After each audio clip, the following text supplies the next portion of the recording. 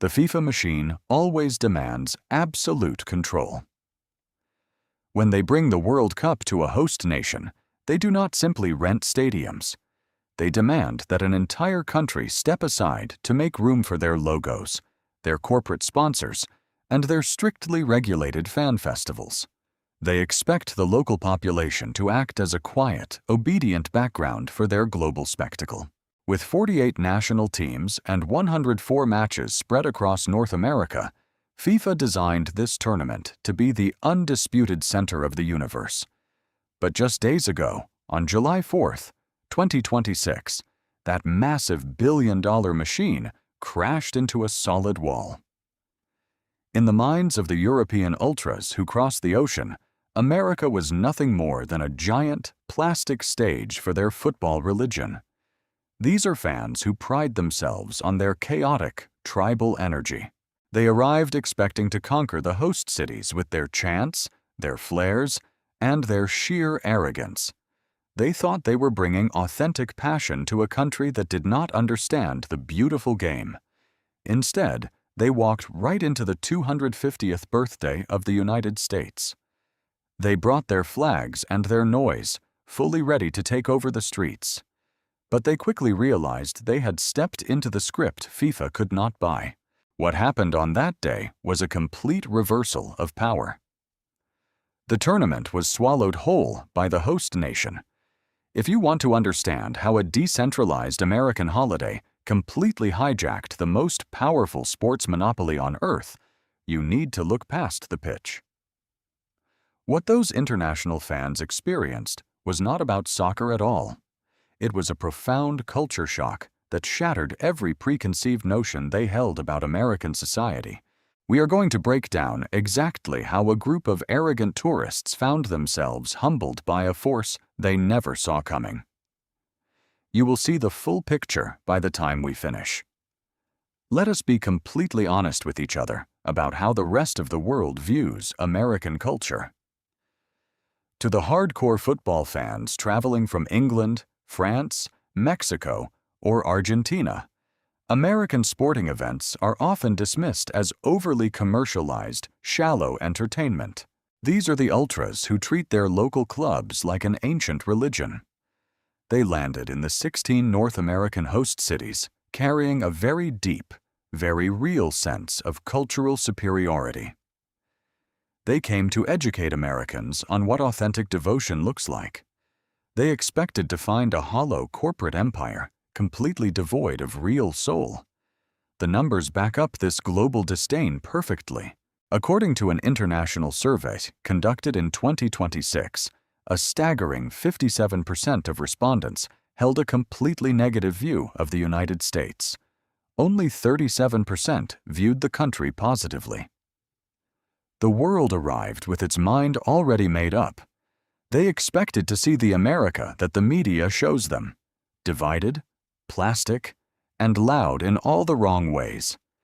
They viewed the host nation as a target for mockery. FIFA eagerly fed into this expectation. The governing body set up their official fan festivals as the only approved places for celebration. They tried to quarantine the joy inside heavily branded, highly secure zones. They wanted to sell the atmosphere back to the fans at a premium price. FIFA operates on the belief that culture is something you can manufacture on a central stage with some large screens and expensive lighting. They wanted to dictate exactly when and where the celebrations could happen. But a very strange thing happened when those European fans tried to navigate the streets on America's 250th Independence Day.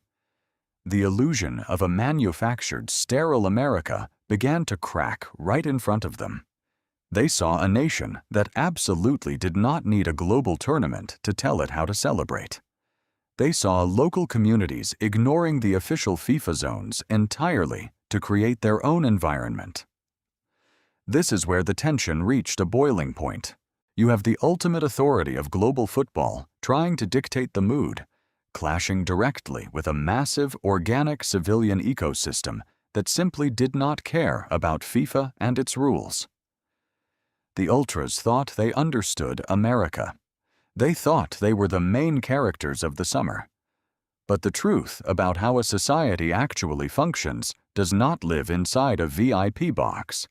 It does not live inside a sanitized fan zone with corporate security guards. It lives in the exact places the global media never bothers to film. Those European fans suddenly found themselves vastly outnumbered not by opposing fans, but by ordinary citizens living out a tradition older than most modern football clubs. They were forced to watch as their billion-dollar tournament became secondary to a neighborhood gathering.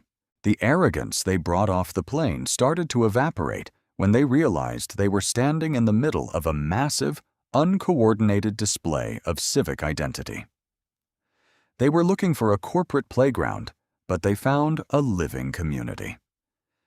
If you're tired of the polished public relations statements from global corporations and want to see what actually happens when an unstoppable sports monopoly meets an immovable cultural force, you need to stay with me right here.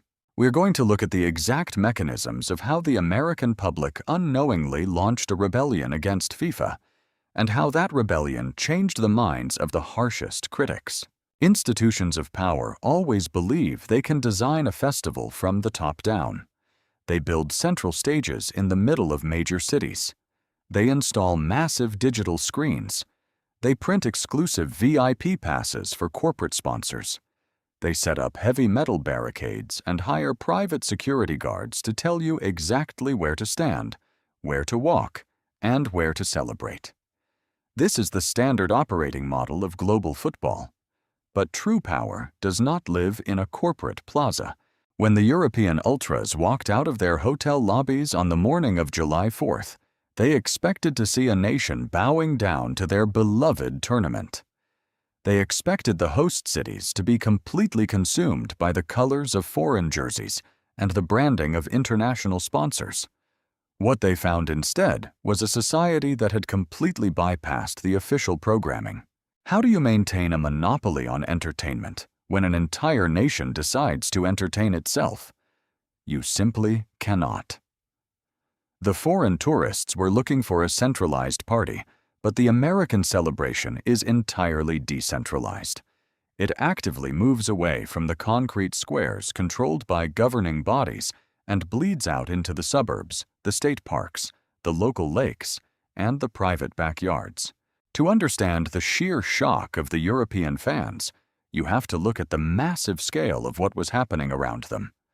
Alongside the sterile official fan zones trying to sell expensive merchandise, you have 72 million Americans getting in their vehicles and traveling more than 50 miles away from their homes. Alongside that massive, uncoordinated migration, you have nearly 9 out of 10 consumers across the nation participating in this exact same civilian ritual. Alongside that staggering level of participation, you have an average spending of $94 per person. This money does not go into the pockets of global sports executives in Switzerland. It goes toward bags of charcoal, heavy coolers, grilled meat, and cheap folding chairs. Does a governing body really have any true power if millions of people simply pack up their cars and leave the official zones behind? The European fans are used to cities completely freezing in place when a major match happens. They are used to being the absolute center of attention. But on this specific day, they were just uninvited guests in a house that was busy throwing its own historic birthday party. They saw a community that did not need a global sporting event to feel alive. They saw neighbors sharing plates of food, children wearing red, white, and blue running across front lawns, and folding chairs lining the suburban sidewalks. This is the exact distance between the empty words of a corporate press release and the actual, living reality of a nation. The visitors thought they were bringing authentic culture to a sterile, commercialized land. Instead, they realized they were standing on the outer edges of a massive cultural ecosystem they did not understand at all. The American people did not protest the global tournament. They did something much more powerful. They simply ignored its demand for total attention. All of this decentralized noise, All of this massive movement of citizens was enough to deeply disorient the most arrogant foreign fans. But the moment that truly broke their preconceived notions did not happen next to a barbecue grill in a backyard. The real shock, the definitive blow to their collective pride, arrived later that evening inside the concrete walls of the stadiums, and it arrived in the form of absolute silence. In the world of international football, a stadium crowd is a living, breathing beast. It is fundamentally anarchic. It is aggressive. It completely rejects all rules, all boundaries, and all authority figures. Trying to tell tens of thousands of intoxicated ultras to stop chanting is exactly like trying to drain the ocean with a plastic spoon. It is a physical impossibility. When the hardcore fans from England, France, Mexico, and Argentina filled the North American stadiums that night, they brought their intense chaos with them. They were absolutely determined to dominate the atmosphere. They wanted to prove that European and South American passion was vastly superior to anything the host nation could offer. You could hear the relentless beating of the drums. You could hear the highly organized chants echoing off the concrete walls. You could see a chaotic sea of colors, banners, and waving flags. The atmosphere was incredibly loud, raw, and openly hostile to any form of control. The European fans felt completely at home. This was their undisputed domain. They believed they owned the stadium, the air, and the night. Then, a single musical note played over the public address system. The transition was so sudden and so complete that it felt violent. No one issued a verbal command. No police officer raised a warning baton. No stadium announcer begged the aggressive crowd for quiet. But the deafening roar of the stadium simply evaporated into thin air. The volume dropped from a chaotic maximum to absolute zero in a matter of seconds. The foreign ultras stood there, drinks still in their hands, completely stunned. They watched in pure disbelief as an entire American crowd shifted instantly from individual chaos to absolute, collective discipline. Conversation stopped right in the middle of a sentence. Cell phones that were recording the chaos were suddenly lowered. Hats were taken off and held tightly against chests. A father gently pulled his running child back by the shoulder, signaling without a word that playtime was officially over. A military veteran looked up at the flag with a facial expression that had absolutely nothing to do with a football match. For the first time all day, the foreign ultras were not looking at a fragmented, divided, commercially driven country. They were looking at a unified, unbreakable wall of respect. This was the script FIFA could not buy. You can hire the best event planners in the entire world. You can spend billions of dollars on marketing campaigns, but you cannot artificially manufacture a moment where 60,000 people hold their collective breath at the exact same time. The foreign fans tried to keep singing their football songs, but their voices literally died in their throats.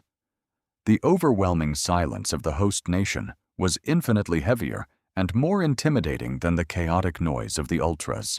The visitors were suddenly forced to realize that behind the loud, commercialized American stereotype they love to mock, there is a deeply rooted society capable of profound, unforced reverence. They realized that the local population knew exactly how to stop everything for something they considered sacred. What do you think happens to a completely arrogant person when they witness that kind of unspoken psychological power for the very first time?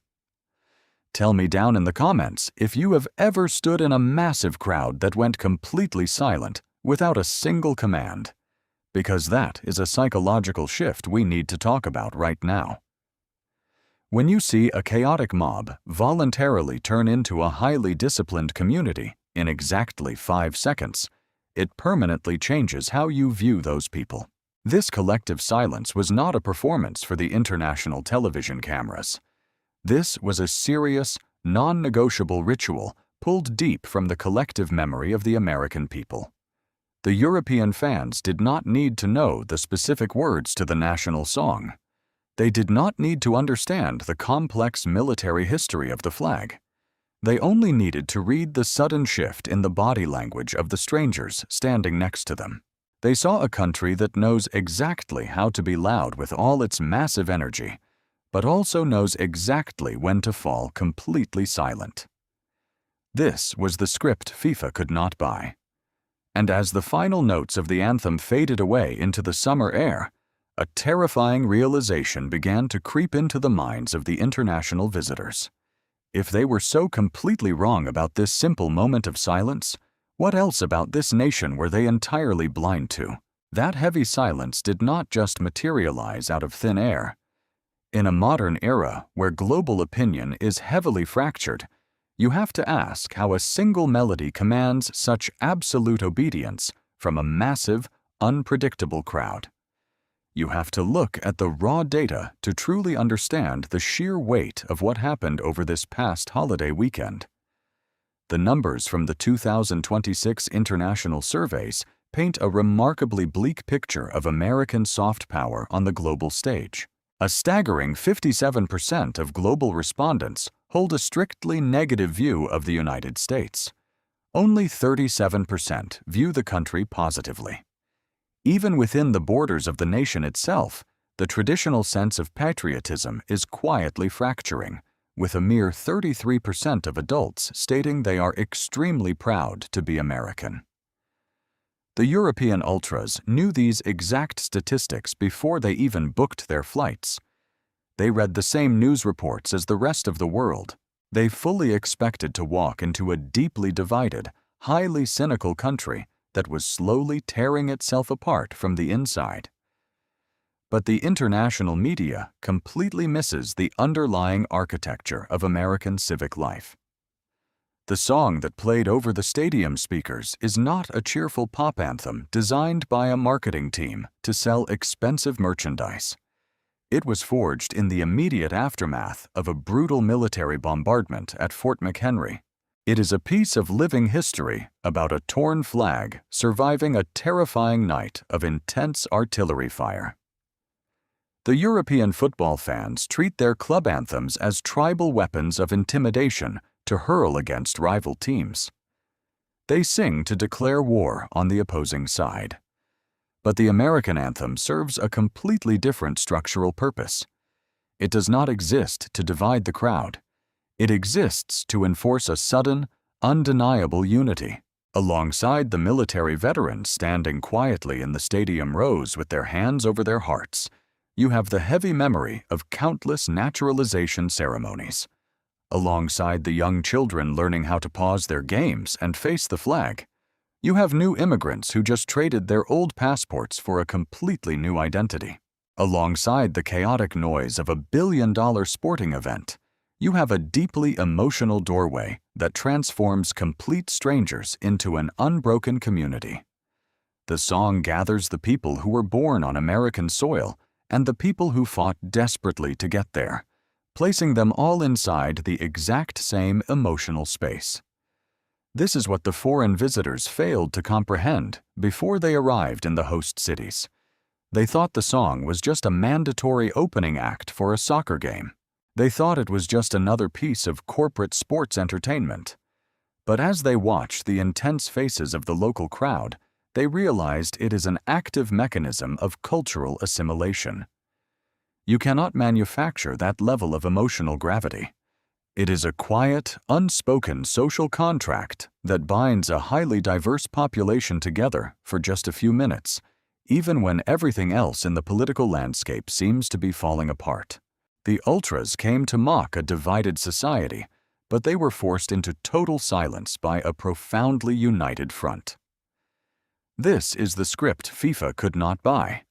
A corporate sports entity can easily sell you a VIP ticket, but it can never sell you the shared memory of a survival story that brings an old soldier and a new citizen to the exact same physical posture of respect.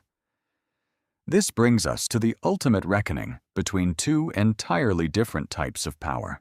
On one side, you have the untouchable global institution of FIFA. They operate on the arrogant belief that they can engineer human emotion through massive financial investments, strict organizational control, and perfectly timed lighting cues. On the other side, you have the organic, decentralized reality of the American public. You can spend limitless billions of dollars to construct the most advanced sports arenas on the planet. You can hire the most brilliant marketing executives in Switzerland to design the perfect fan experience. You can flood the host cities with endless corporate branding and tell everyone exactly how to celebrate. But you can never, ever replicate the raw, terrifying power of tens of thousands of ordinary people deciding to stop everything they are doing out of pure, unforced reverence. The football ultras who traveled across the ocean expected America to simply be a giant, loud piece of plastic serving as a temporary backdrop for their matches. They expected to conquer the host nation with their own chaotic traditions. Instead, they were completely humbled. They realized that behind the noise, behind the commercialized holidays, and behind the negative global surveys, there is a core of civic devotion that is entirely untouchable. They learned that a nation that knows exactly how to be loud also knows exactly when it is time to be quiet. FIFA merely rented the geographical space of North America to host a tournament, but the American people used that exact same tournament to remind the entire world exactly who they truly are. Those European fans will eventually fly back home, carrying a truth that no international sports network will ever bother to broadcast. They witnessed a power dynamic that goes far beyond the pitch, a moment where the governing body of football was completely overpowered by the quiet resolve of the host nation. So I have to ask you to look at that massive, stadium-wide silence and make your own judgment. Do you see a fading relic of a past era? Or do you see a quiet, dangerous warning to any massive institution that tries to impose its artificial will on an organic community? If you want to keep pulling apart the invisible threads of power, money, and human behavior that truly control the global sports we watch, you need to stay close to this channel as we continue to track these relentless collisions. Because here, we know that this is not just a game. This is a defining moment in time.